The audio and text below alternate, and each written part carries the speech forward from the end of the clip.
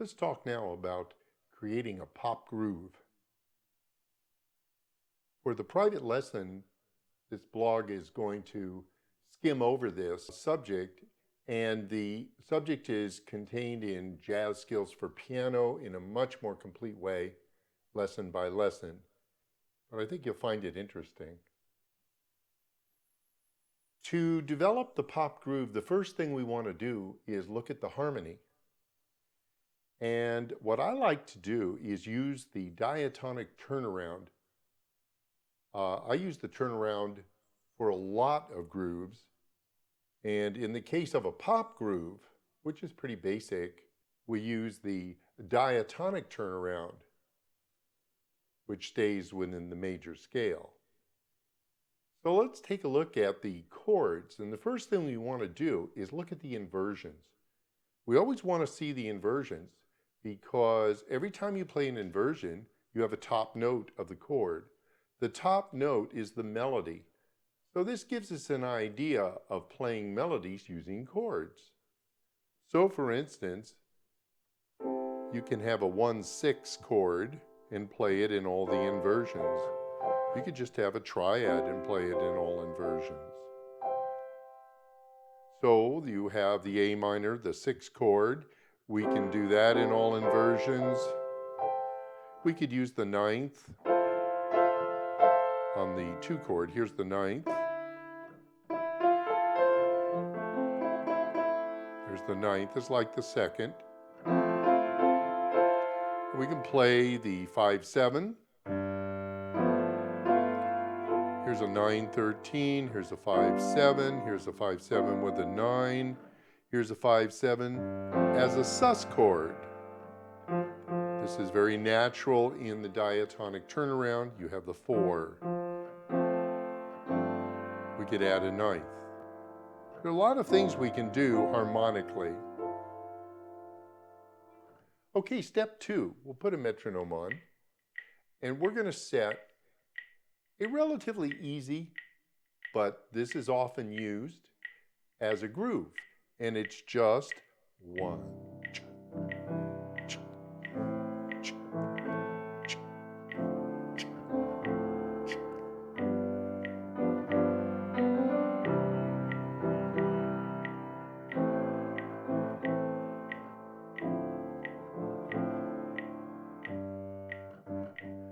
Okay, when I play with the left hand, I like to add in a leading tone.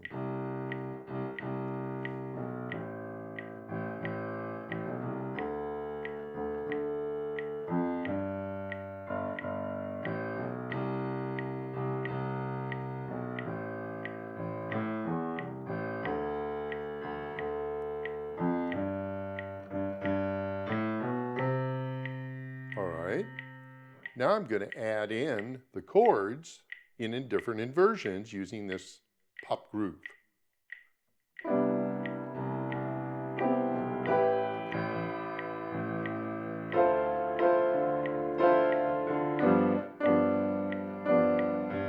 And I'll bounce around using different inversions.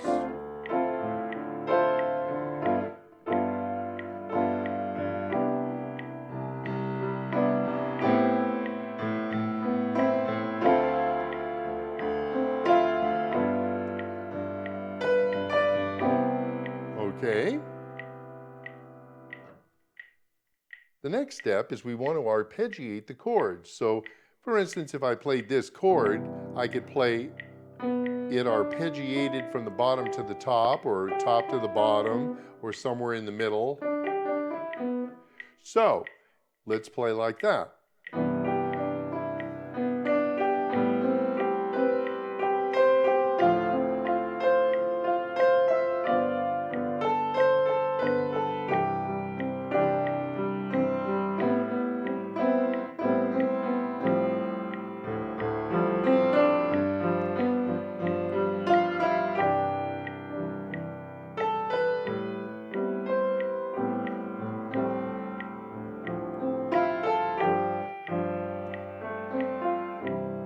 Okay.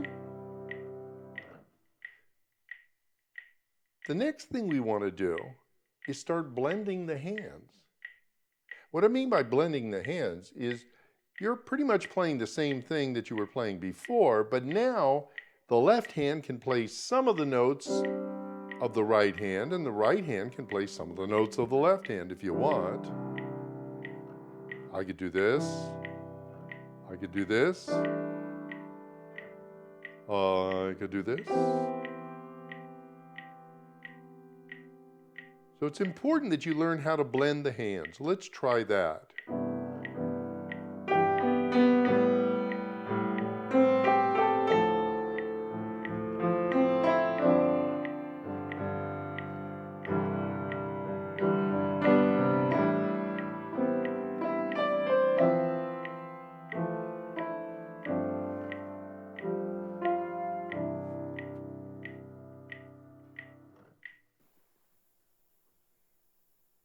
Okay, let's put all of this together.